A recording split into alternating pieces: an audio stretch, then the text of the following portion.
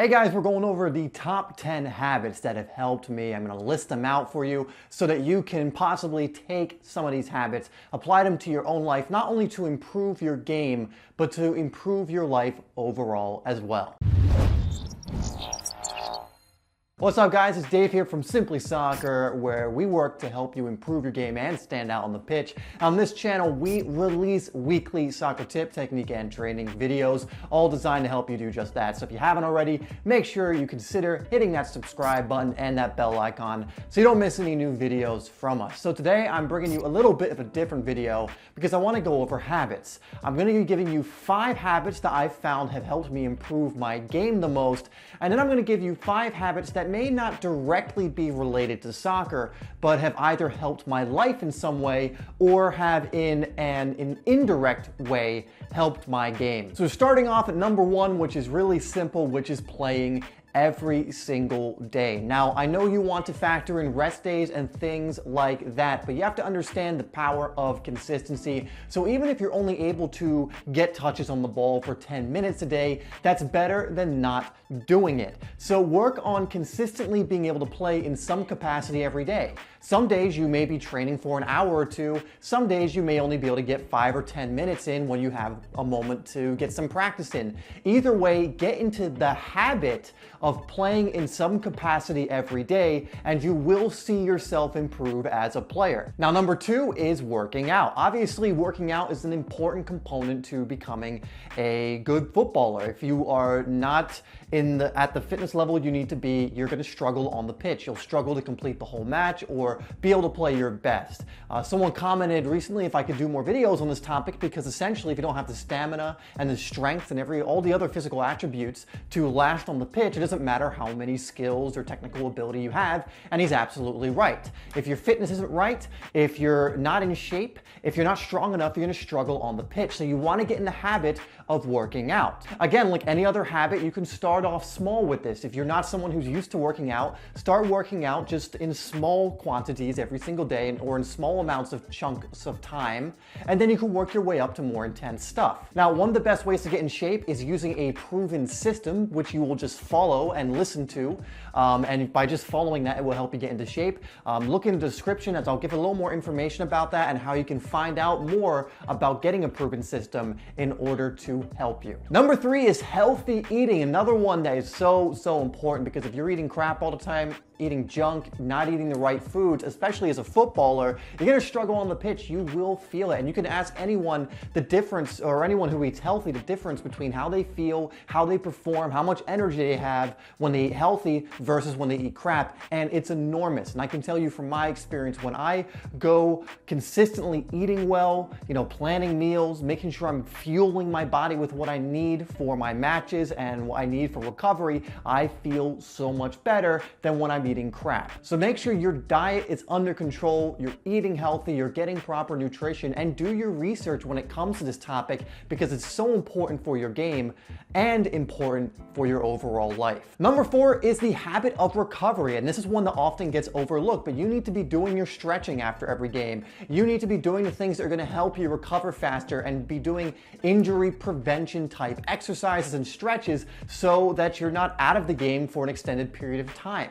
I've had really severe injuries in the past, and I can tell you it is not fun. It is definitely worth taking the little bit of time you need to take each day to recover or do injury prevention stuff. And this includes stretching after each of your workouts, especially cardio workouts. This includes taking cold showers or ice baths. It includes getting massages, doing foam rolling, and things of this nature. Start taking your recovery process really seriously, because you'll get back on the pitch sooner and you will prevent injuries. Number 5 is morning routine. Now, this is one I could have included in the non-soccer related stuff, but I'm going to give you a way to make this very soccer related. So during your morning routine, a simple thing you can do is insert some soccer exercises or drills into your morning routine. Now, I'm a big advocate for making sure you move or exercise in some way during your morning routine for maybe 10 to 20 minutes. If you make this soccer practice, you're basically in a win-win situation where you're getting the exercise, you're waking up your body, but you're also getting touches on the ball. So this is how my morning routine looks, just to give you an idea. So when I wake up, I do what's called the Wim Hof method of breathing. So it's breathing exercises, gets my body going. Then I'll work out in some capacity, usually soccer related or running or push-ups or something to get the blood pumping. I like to insert soccer stuff in there just to make sure I'm getting some kind of training in, just in case I have a very, very busy day. Then I'll take a cold shower. After I'm done with that, I will learn in some way by doing lumosity or reading. I will journal. I will set an intention for today, which I think is really important. And then I might do a few other little things that are specific to that day. But after that morning routine, I get into my day full of energy, full of intention, full of drive. And I found that by doing that morning routine, I always have a better day doing the routine than when I miss the routine. So number 5 is morning routine. I will include a video in the description that goes over how to form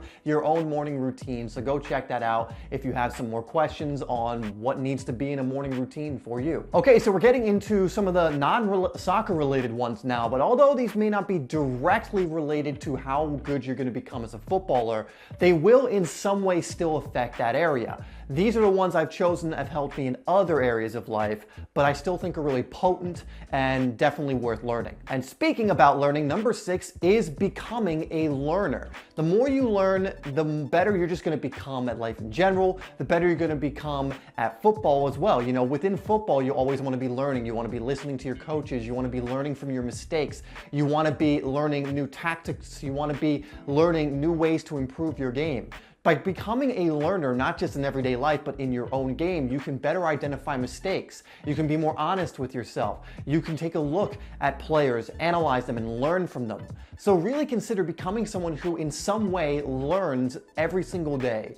Go to bed every single night a little bit wiser than you were that morning. Number 7 is scheduling my day and week and month and beyond. And I think scheduling is incredibly important, especially for the next day. So every night I will write on basically just a regular pad my routine for the next day. So I'll have my morning routine on there. I'll have the 3 things I want to accomplish today. So that's basically my 3 priorities for today. I'll have my workout on there. I will have my habits on there because I do a certain number of daily habits. And I usually do them in the form of like 30-day challenges or things like that. And then I'll have a section for other, where I'll just put other things that pop up during the day that I can do later that day. And then I will also set an intention for the day, and I will review today at the end of the day. So what I will do is when I look at my schedule, I'll be like, this is what I've got to do today. What is my intention for today? So my intention could be like, I'm going to focus on having a lot of energy today and getting this video done and doing it to the best of my ability and all that. I also do schedule out my week. I schedule out my month usually, and sometimes I'll even have goals for the year. Now I can't schedule out my whole year, obviously, and all of these schedules, by the way, are malleable, meaning things can change. Be flexible with it.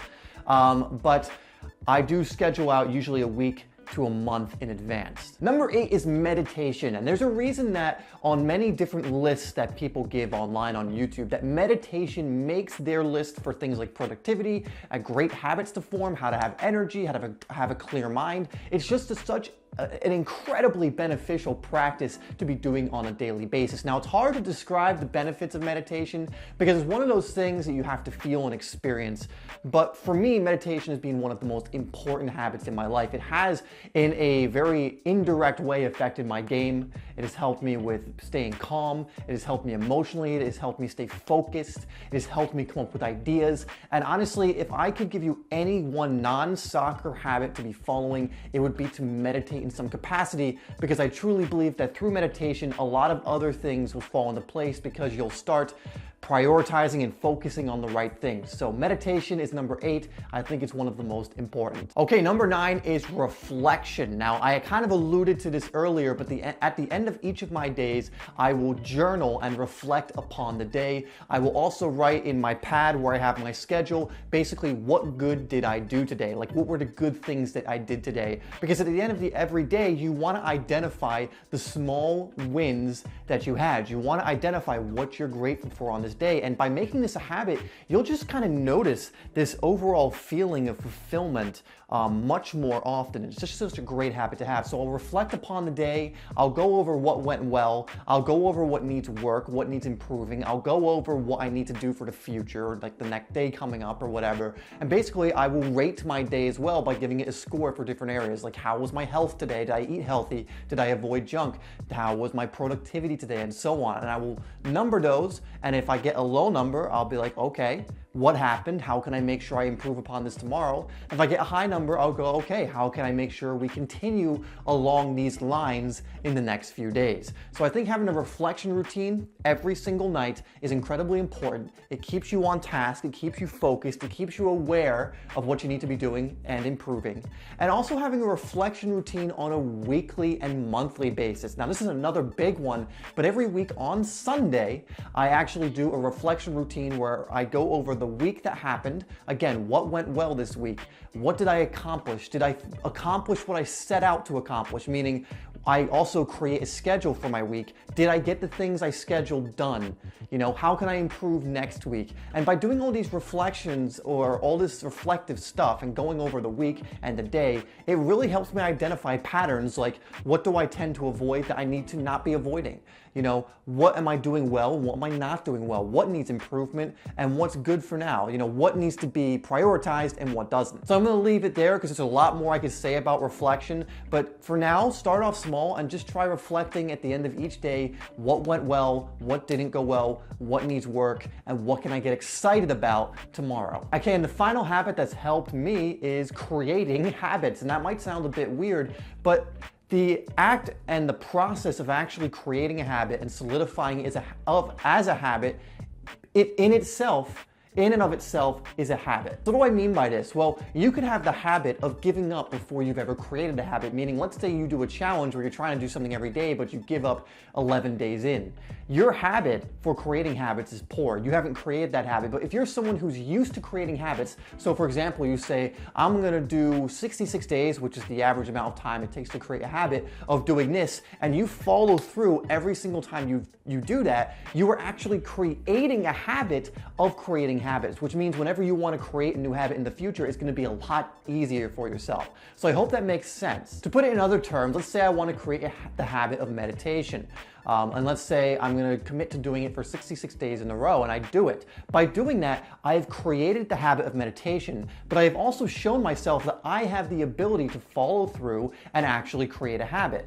That way, next time I go into creating a new habit, so let's say I'm going to read for 66 days in a row and I want to create that habit, now it's going to be easier because I've done it before. And I'm starting to create the habit of actually being good at creating habits. All right, guys, so those are 10 habits I believe are not only going to improve you as a footballer, but are going to improve you overall as a person. Now, there are, of course, many other great habits, behaviors, ideas out there that can help you grow as a person and a footballer. These are just 10 that are really close to me and 10 that have helped me a lot. There are other ones that have helped me too that I may have just forgot to mention or I just didn't make this list.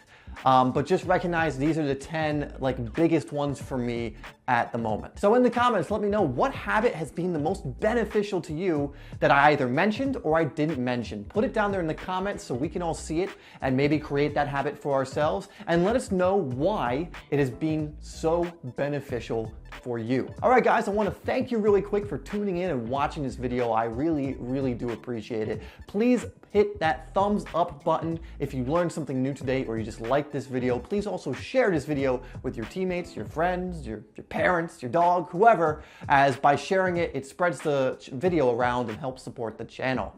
I am going to put 2 videos up on the screen here so you can continue to learn, to take action, to continue to learn new strategies that will help you improve. And I will also be putting things in the description that are going to help you further, so I highly recommend you take a look in there because I'm going to put videos and other things in there that are just going to help you with this process. Once again, guys, thanks for tuning in, and I will see you in the next video.